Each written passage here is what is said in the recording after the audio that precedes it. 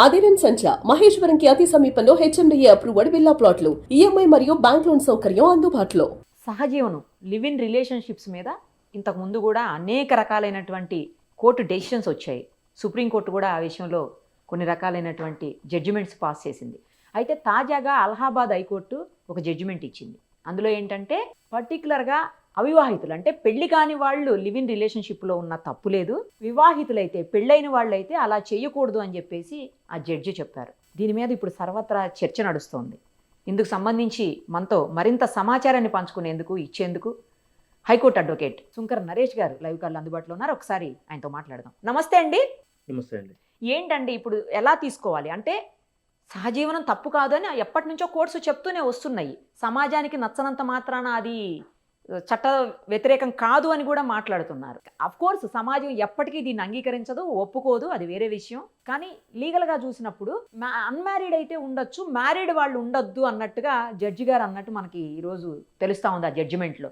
ఎందుకు అలాంటి డెసిషన్ ఇచ్చారు? అంటే పెళ్లి కాని వాళ్ళైతే చేయొచ్చు, పెళ్ళైన వాళ్ళైతే చేయకూడదా? ఏంటి అసలు? వీటి అంటే ఎప్పుడు కూడా ఒక తీర్పు ఈ రోజు కూడా అంటే ప్రజాస్వామ్యం వచ్చి మనకంటే స్వతంత్రం వచ్చి కూడా మనకి 6 దశాబ్దాలు దాటిపోతున్నా కూడా ఈ కోర్టు తీర్పులకు సంబంధించి ఒక క్లారిటీ అనేది సగటు ప్రజలకి ఇంకా అందని ద్రాక్షగానే ఉంది అర్థం చేసుకునే విధానంలో. అదే విధంగా కూడా న్యాయ వర్గానికి సంబంధించిన మాలాంటి వాళ్ళకి కూడా 1-2 సార్లు దాని యొక్క ఇంటెన్షన్ ఏంటి అని చెప్పి తెలుసుకోవడానికి కూడా మాకు కూడా సమయం పడుతుంది.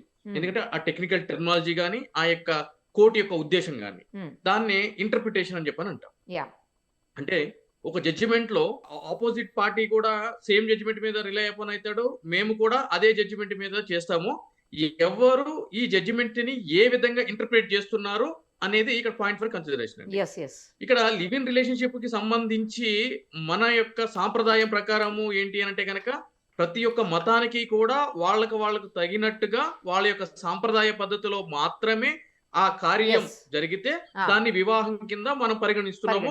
మన యొక్క అనాదిగా వస్తున్నటువంటి సాంప్రదాయం ఇది. అయితే ఈ లివ్ ఇన్ రిలేషన్షిప్ గురించి మనందరం కూడా ఏదో ఒక 10 సంవత్సరాల నుంచి వింటున్నాం అని చెప్పి మనందరం అనుకోవచ్చు. 1978 సంవత్సరంలోనే సుప్రీంకోర్టు వారు 50 సంవత్సరాలకు పైగా పెళ్లి చేసుకోకుండా కలిసి ఉన్నటువంటి జంట కేసు విషయంలో లివ్ ఇన్ రిలేషన్షిప్ అనే ఒక విషయం మీద జడ్జిమెంట్ ఇవ్వడం జరిగింది. పెళ్లి చేసుకోకుండా 1978 అండి. ఎగ్జాక్ట్లీ. అది 50 సంవత్సరాలు కలిసి జీవించిన జంట గురించి. అదే అప్పటికి 50 ఏళ్ళు అంటే అమ్మ బాబోయ్ 28-30s లో అయి ఉండాలి. 20s లో 30s లో అప్పటి వాళ్ళ గురించి 78 లో జడ్జిమెంట్ ఇచ్చిందా? అవును సుప్రీంకోర్టు. సో ఇవ్వడం జరిగింది. సో అప్పుడు ఇవ్వడం అంటే ఆ సుప్రీంకోర్టు వారు పరిగణలోకి తీసుకున్న అంశాలు ఏంటి అని అంటే గనక ఒక వివాహ క్రతువు సాంప్రదాయ ప్రకారం జరగకపోయినా కూడా ఒక ఆడ మగ మేజర్ అయినటువంటి వ్యక్తులు కలిసి భార్యాభర్తలాగా జీవించినప్పుడు ఇండియన్ ఎవిడెన్స్ యాక్ట్ అని చెప్పి ఉంటదండి. ఇప్పుడు అది ఏమైందంటే కనుక BNSS అయింది. ఇండియన్ ఎవిడెన్స్ యాక్ట్ లో ఉన్న 114 సెక్షన్ ఇప్పుడున్న BNSS అంటే భారతీయ సాక్ష్య అధిరం ప్రకారం 2023 ప్రకారం 119 సబ్ క్లాస్ 1 ప్రకారము ఎవరైతే గనక ఇద్దరు మేజర్స్ కలిసి జీవిస్తున్నారో వాళ్ళని భర్త భార్య కిందనే భావించాలి, ప్రిజంప్షన్ అని చెప్పని అంటారు. ఆ విధంగా భావించాలి అని చెప్పని ఆ యొక్క 114 అంటే అప్పుడు ఇండియన్ ఎవిడెన్స్ యాక్ట్ కాబట్టి అది ఆ 114 ప్రకారము సుప్రీంకోర్టు వారు ఆ జడ్జిమెంట్ అనేది ఇవ్వడం జరిగింది. ఇక ఈ నేటి తరం మనం చూస్తూనే ఉన్నాము. ఎందుకంటే మేజర్ అయినటువంటి వాళ్ళందరూ కూడా పెళ్లికి ముందు లివ్ ఇన్ రిలేషన్షిప్ లో ఉండటము, వాళ్ళకి కావాల్సిన రోజులు వద్దు అనుకున్నప్పుడు విడిపోవడము, ఎవరి దారి వాళ్ళు చూసుకోవడము, మళ్ళీ కావాలంటే కనుక పెద్దల కోసం పెళ్లిళ్ళు చేసుకోవడము, ఇవన్నీ కూడా జరుగుతూనే ఉన్నాయి.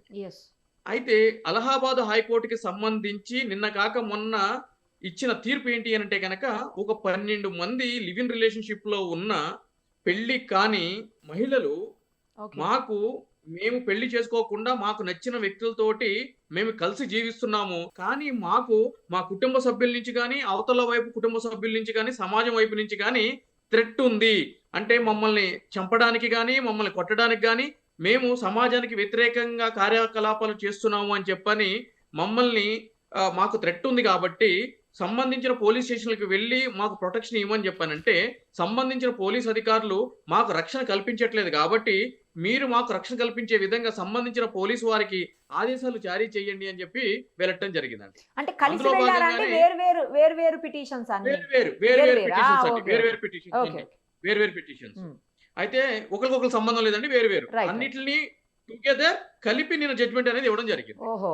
ఓకే. సో జడ్జి వారు చేసినటువంటి వ్యాఖ్యలు ఏంటి అంటే కనుక ఇక్కడతో పాటు అలానే ఉమ్. ఈ కేసులతో పాటు వేరే కేసు, ఆ Hmm. కేసులో ఏంటి అని అంటే కనుక పెళ్ళైనటువంటి వ్యక్తి ఉమ్.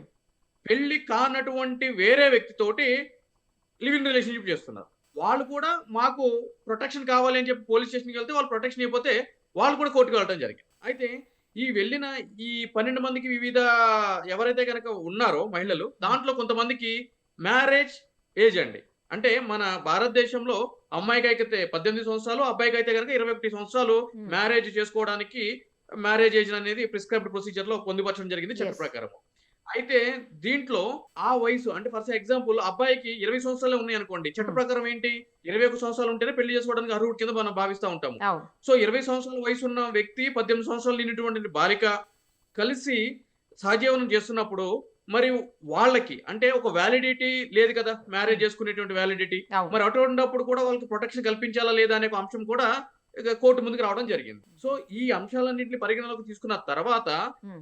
ఈ యొక్క అలహాబాద్ హైకోర్టు జడ్జి వారు చెప్పిన తీర్పు ఏంటి అని అంటే కనుక ఈ తీర్పులో కూడా స్టేట్ గవర్నమెంట్ కి సంబంధించిన వాళ్ళు ఒక 15 జడ్జిమెంట్లు, సుప్రీంకోర్టు జడ్జిమెంట్, అదేవిధంగా అలహాబాద్ గతంలో ఇచ్చిన జడ్జిమెంట్స్ మీద రిలై అపాన్ అవ్వడం జరిగింది.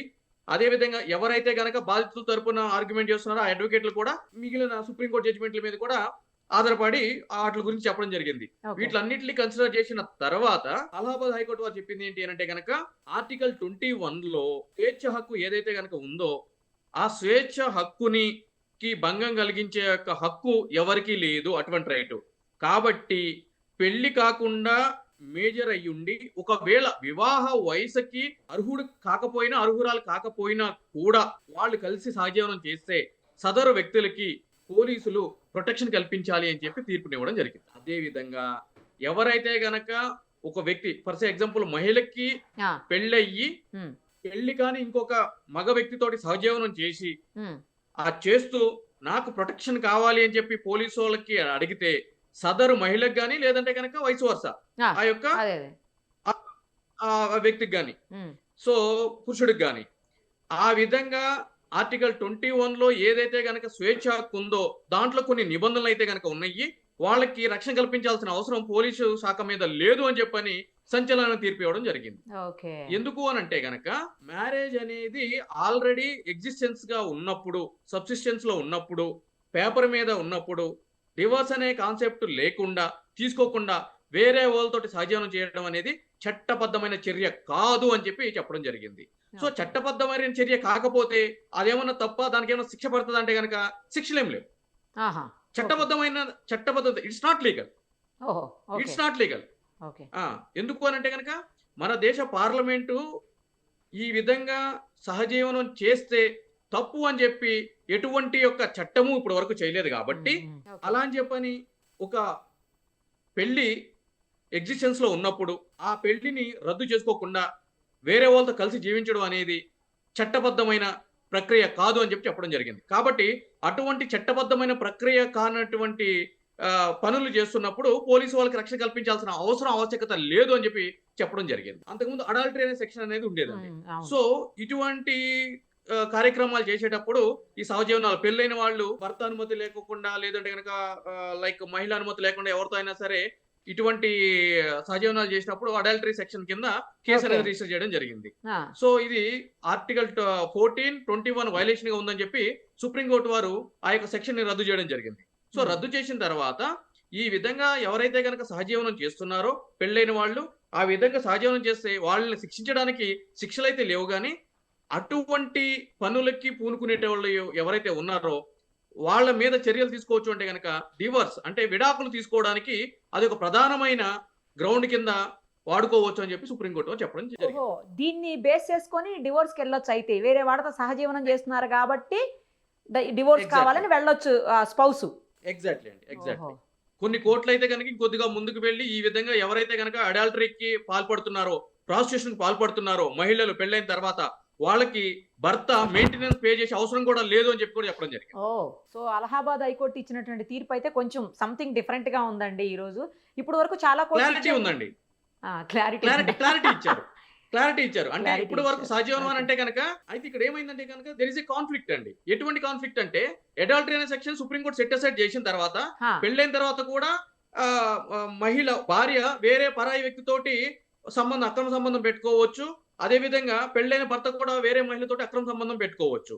సో అది ఏ విధంగా తప్పు కాదు అని చెప్పని అడల్టరీ సెక్షన్ కొట్టేయడం చేత ఇప్పుడు జనాలు అంటే సమాజంలో ఎటువంటి ఆలోచన కలిగింది అని అంటే కనుక, ఎటువంటి భావన కలిగింది అని అంటే కనుక, పెళ్ళైన తర్వాత కూడా మహిళ గాని లైక్ భార్య గాని భర్త గాని వాళ్ళకి నచ్చిన వాళ్ళతో కలిసి జీవించి ఉండొచ్చు, సుప్రీంకోర్టు చెప్పింది కదా అని చెప్పని అంటున్నారు.